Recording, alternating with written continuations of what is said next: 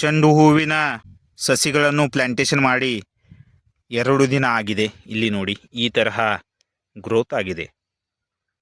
ಇದು ಪ್ಲಾಟು. ಇಲ್ಲಿ ನೋಡಿ ಈ ತರಹ ಪ್ಲಾಟು ಇದೆ. ಮಹಾಗಣಪತಿ ಕೃಷಿ ಕನ್ನಡ ಯೂಟ್ಯೂಬ್ ಚಾನಲ್ದಲ್ಲಿ ಎಲ್ಲ ರೈತ ಬಾಂಧವರಿಗೆ ಸ್ವಾಗತ ಸುಸ್ವಾಗತ.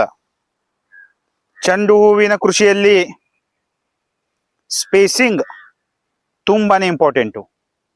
ಅಂದರೆ 2 ಚೆಂಡು ಹೂವಿನ ಸಸಿಗಳ ನಡುವಿನ ಅಂತರ ತುಂಬಾನೇ ಇಂಪಾರ್ಟೆಂಟು.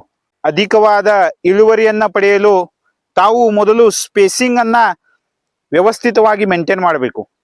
ತಾವು ಒಂದು ಸಲ ಸ್ಪೇಸಿಂಗ್ ಮೇಂಟೈನ್ ಮಾಡಿದ್ರೆ ಅದು ತಾವು ಪ್ಲಾಟ್ ಇರುವ ತನಕ ಆ ಸ್ಪೇಸಿಂಗ್ ಮುಖಾಂತರ ನಾವು ಇಳುವರಿಯನ್ನ ತೆಗೆದುಕೊಳ್ಳಬಹುದು. ಅದರ ಸಲುವಾಗಿ ಇದನ್ನ ತಾವು ವ್ಯವಸ್ಥಿತವಾಗಿ ಸ್ಪೇಸಿಂಗ್ ಮೇಂಟೈನ್ ಮಾಡಿದ್ದಲ್ಲಿ ಅಧಿಕ ಇಳುವರಿಗಾಗಿ ಸ್ಪೇಸಿಂಗ್ ತುಂಬಾನೇ ಇಂಪಾರ್ಟೆಂಟು.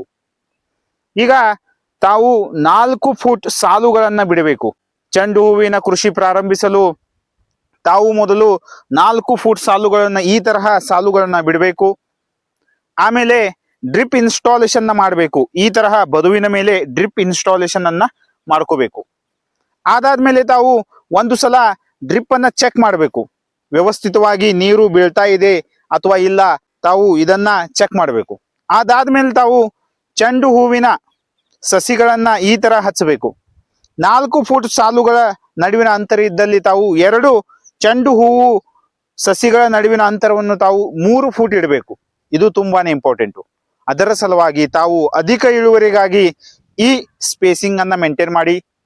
ನಾವು ಲಾವಣಿ ಮಾಡಿ ಪ್ಲಾಂಟೇಶನ್ ಮಾಡಿ 2 ದಿನ ಆಗಿದೆ. ಈ ಪ್ಲಾಟ್ಗೆ ತುಂಬಾನೇ ಚೆನ್ನಾಗಿ ಪ್ಲಾಟ್ ಸೆಟ್ ಆಗಿದೆ. ಈ ತರಹ ತಾವು ಚೆಂಡು ಹೂವಿನ ಕೃಷಿಯಲ್ಲಿ ಸ್ಪೇಸಿಂಗ್ ಅನ್ನ ಮೇಂಟೈನ್ ಮಾಡಿ. ಸ್ಪೇಸಿಂಗ್ ಮೇಂಟೈನ್ ಮಾಡುವುದರಿಂದ ಚೆಂಡು ಹೂವಿಗೆ ಗ್ರೋತ್ ಆಗಲು ವ್ಯವಸ್ಥಿತವಾದ ಸ್ಪೇಸ್ ಸಿಗತ್ತೆ. ಅದರಿಂದ ನಮಗೆ ತುಂಬಾನೇ ಚೆನ್ನಾಗಿ ಬ್ರಾಂಚೆಸ್ಗಳು ಬರ್ತವೆ. ಬ್ರಾಂಚೆಸ್ಗಳು ಹೆಚ್ಚಾದಲ್ಲಿ ನಮಗೆ ಹೂವುಗಳ ಸಂಖ್ಯೆ ಹೆಚ್ಚಾಗತ್ತೆ. ಹೂವುಗಳ ಸಂಖ್ಯೆ ಹೆಚ್ಚಾದಲ್ಲಿ ನಮಗೆ ಇಳುವರಿಯು ಕೂಡ ತುಂಬಾನೇ ಚೆನ್ನಾಗಿ ಹೆಚ್ಚಾಗತ್ತೆ. ಅದರ ಸಲುವಾಗಿ ತಾವು ಸ್ಪೇಸಿಂಗ್ ಅನ್ನ ವ್ಯವಸ್ಥಿತವಾಗಿ ಮೇಂಟೈನ್ ಮಾಡಿ.